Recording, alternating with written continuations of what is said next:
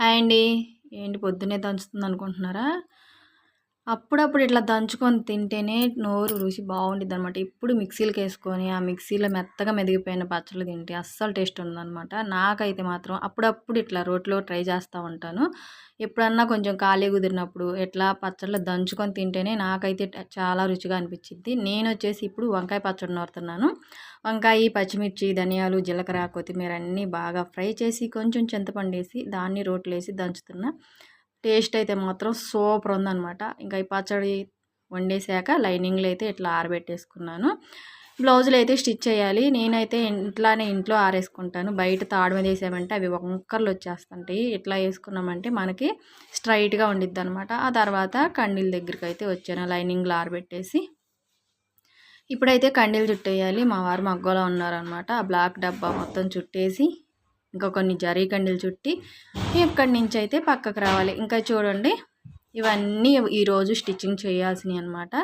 Dress పైకుట్లు డ్రెస్సులు అనమాట. ఇవన్నీ డ్రెస్సులు పైకుట్లు ఇంకా ఆరబెట్టిన లైనింగ్లు ఐరన్ చేసేసుకున్నాను. ఈ బ్లౌజ్ అయితే ఈరోజు ఉదయమే స్టిచ్చింగ్ చేశాను అనమాట. ఈరోజు చూడండి బ్లౌజ్ అయితే నేను సింపుల్గా లేసేసాను. లేసి కూడా కస్టమర్సే తీసుకొచ్చుకున్నారనమాట. స్టోన్ లేసేసి స్టిచ్చింగ్ అయితే చేశాను. సన్నగా పైపింగ్ అయితే వేసాను. తర్వాత వచ్చేసి ఇలా కుట్టమన్నారనమాట హ్యాంగింగ్స్.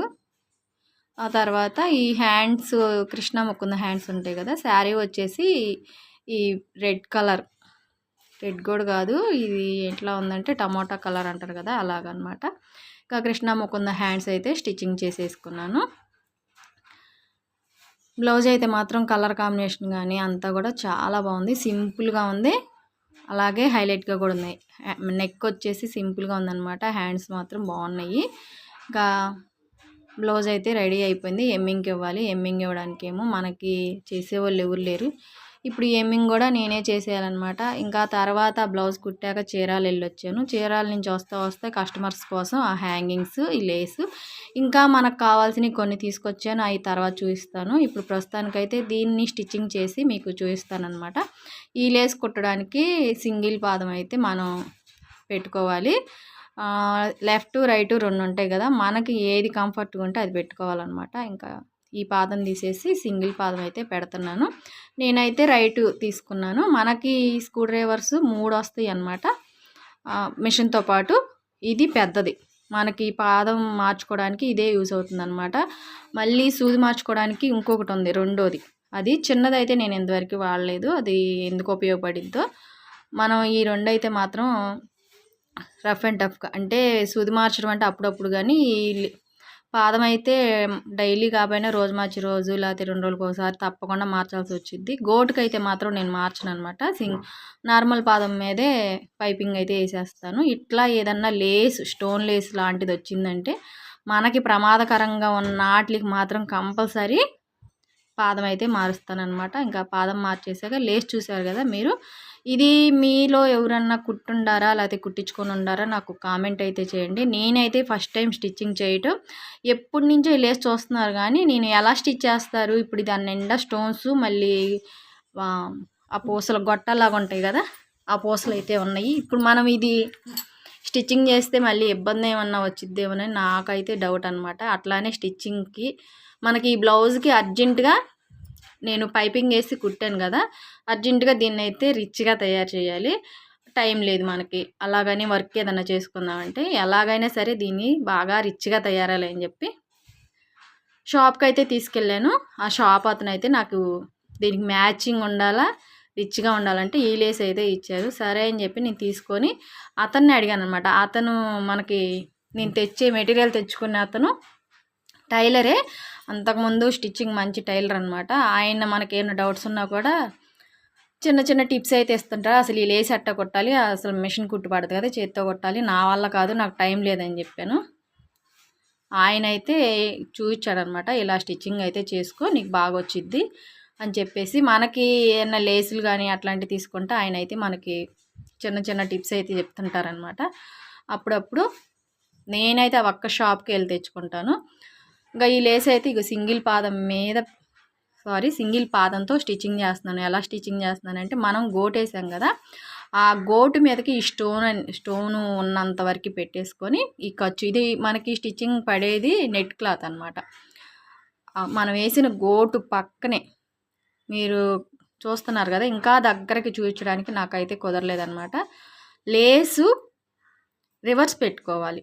మామూలుగా అయితే మనం లేస్ ఇలా పెట్టుకుంటాం కదా మంచి వైపుకి, అట్లా కాకుండా రివర్స్ పెట్టేసుకొని ఆ గోటు పక్కనే స్టిచ్చింగ్ పడేలాగా గోటుకి టచ్ అయ్యేటట్టు, అలాగే స్టోన్ ఎక్కకూడదు. ఇక చూస్తున్నారు కదా, మీకు నేను లేస్ ఇక్కడ ఎక్స్ట్రా ఉన్నది పెట్టాను. అవన్నీ స్టోన్స్ పూసలే అనమాట. మనకి సూది కానీ ఎక్కిందో పట్మని ఇరిగిపోయింది సూది. జాగ్రత్తగా స్టిచ్చింగ్ చేసుకోవాలి. ఇది స్టిచ్చింగ్ చేయటం ఇంపార్టెంట్ కాదు.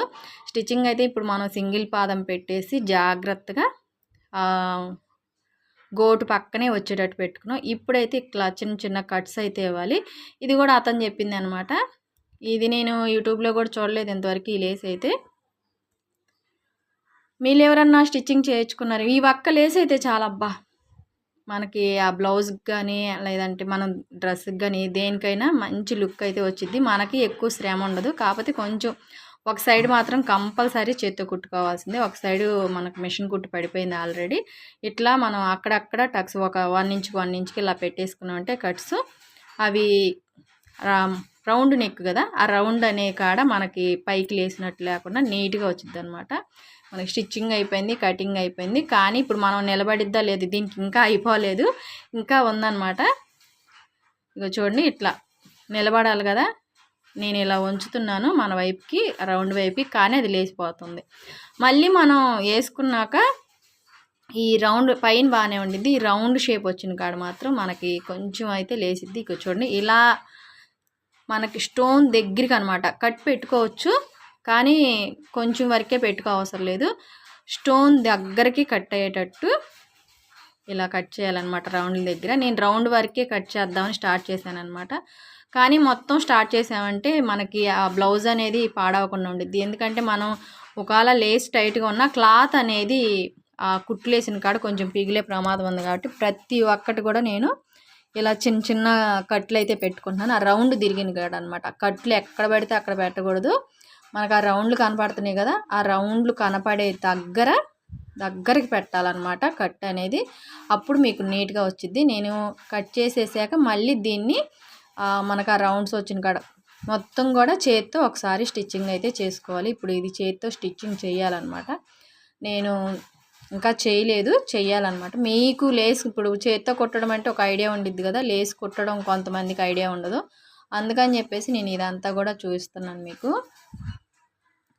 మనకి చాలా రకాల లేసులు ఉంటాయి అన్నమాట. నేను